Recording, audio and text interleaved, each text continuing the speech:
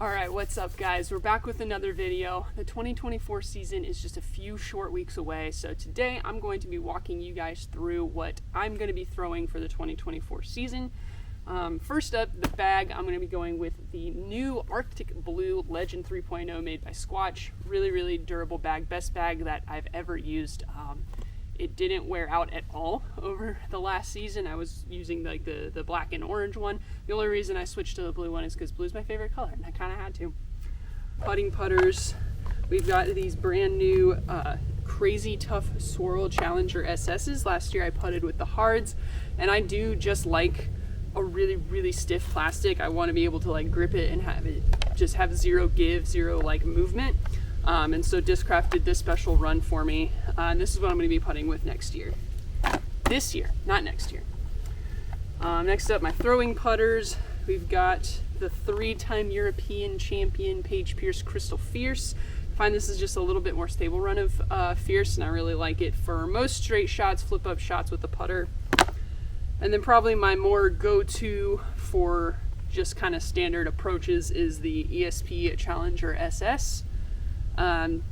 Even though the Challenger SS is known as a bit of like an understable disc, in the premium plastic it actually flies pretty stable. When I throw it as hard as I can, it goes super straight, and then if I take any off of it, it actually flies pretty overstable. So really good, trusty approach disc.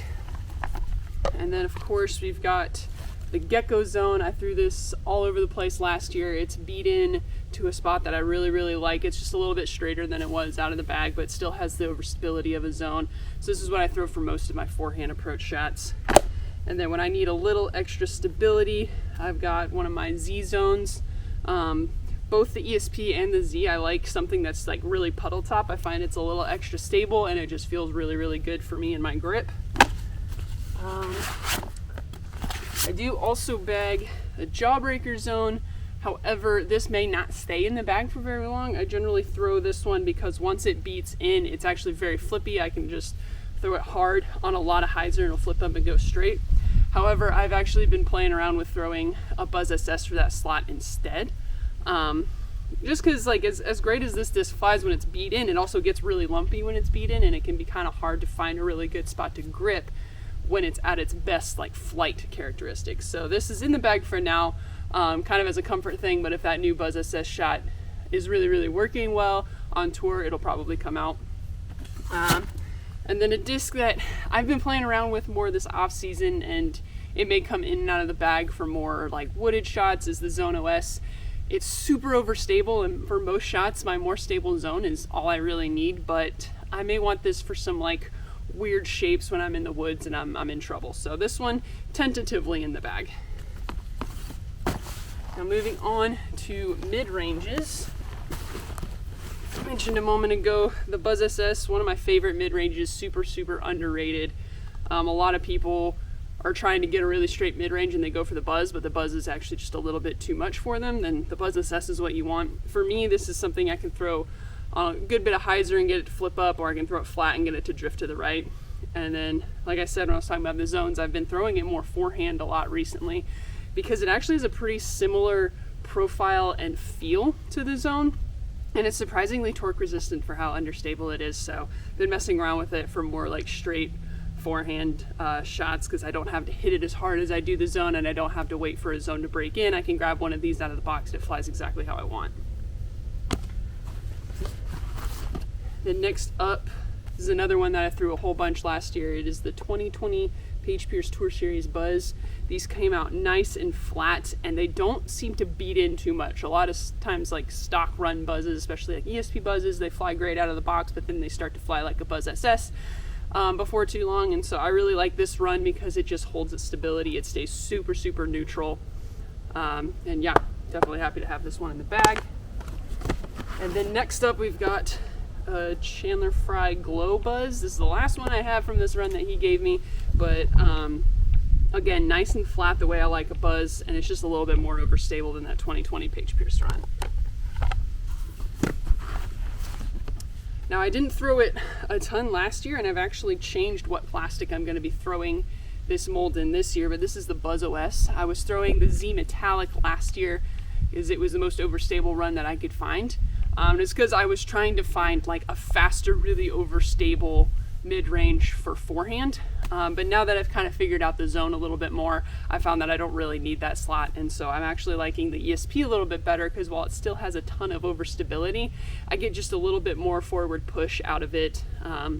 I found last year with the Z Metallic, it was pretty because of how overstable it was actually pretty similar use to a zone. And so there was kind of some overlap there, but with the ESP, I get a little bit more distance out of it. And so I'm not getting that overlap. And moving on to fairways, I've got my heats. I didn't intentionally get two with a spiral die, but it just kind of worked out that way. This one, it's another one that Chandler Fry gave me. This is my roller disc.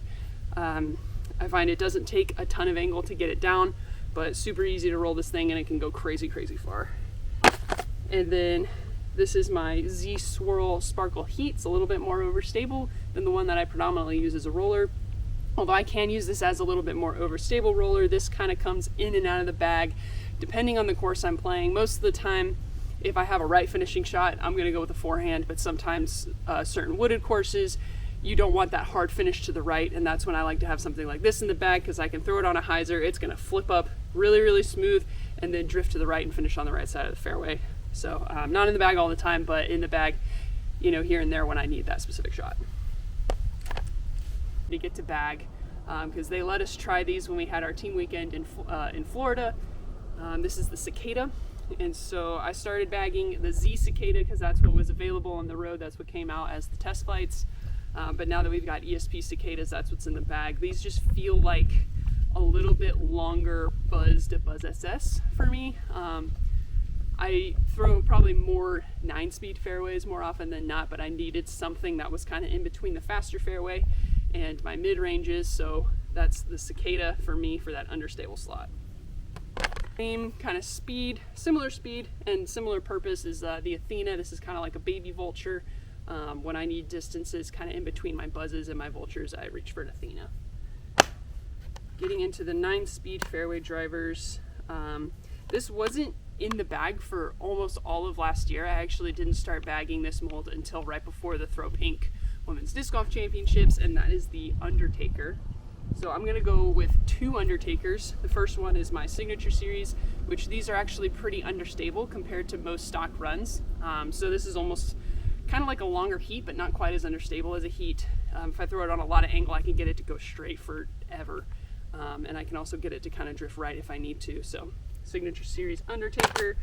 And then this is the disc that got me to throw the Undertaker.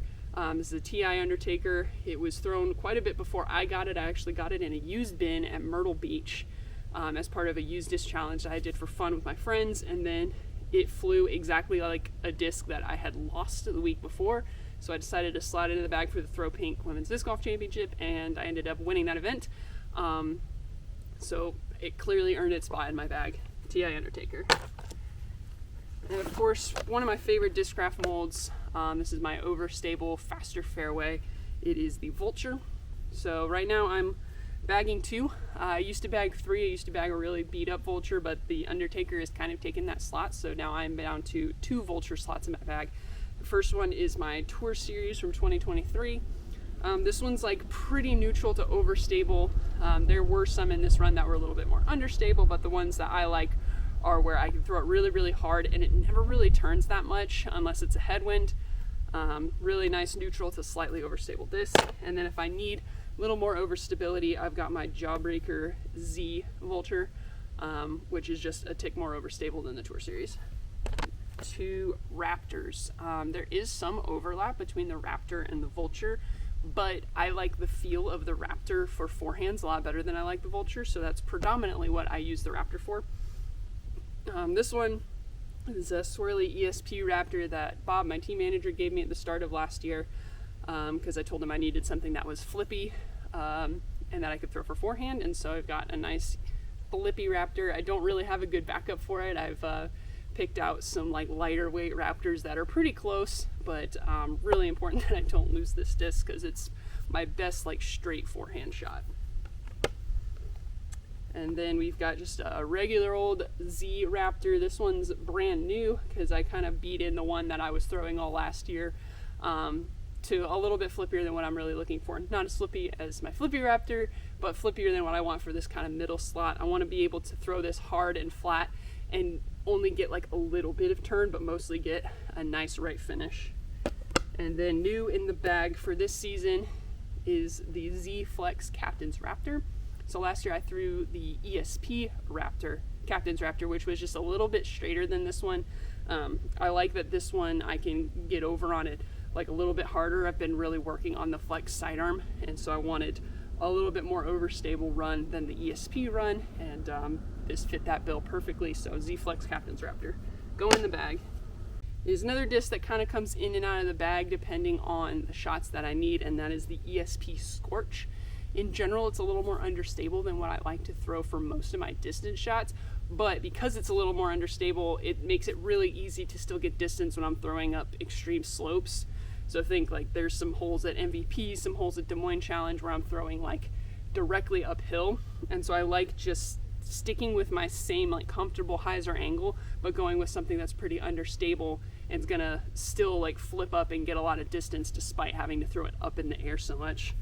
So ESP Scorch. And now we're getting into my main drivers. So we've got the Force.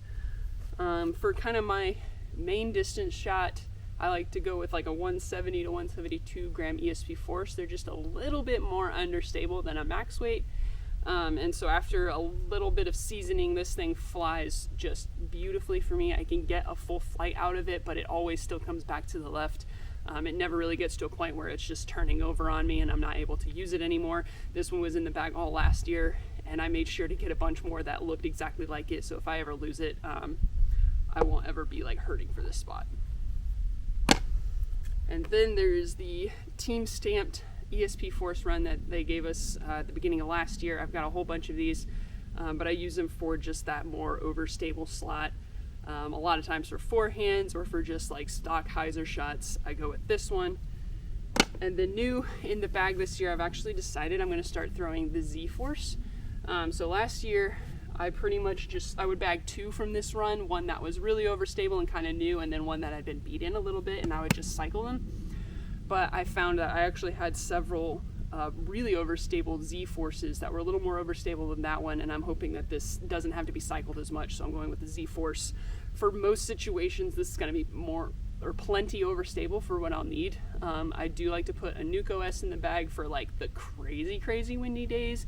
You know, the stuff that you get at like DDO, Waco, where it's just like ripping headwinds and you're having to change your whole game plan. I like to go with something that's really beefy but a little bit flatter. But for the most part, this is going to be plenty in terms of overstability. All right, and then last but not least, when I need just absolute max distance and I'm okay sacrificing a little bit of accuracy or having a little bit more side-to-side movement, I go with the Nuke. So this one is actually one of the nukes that won me the CTP at Maple Hill last year.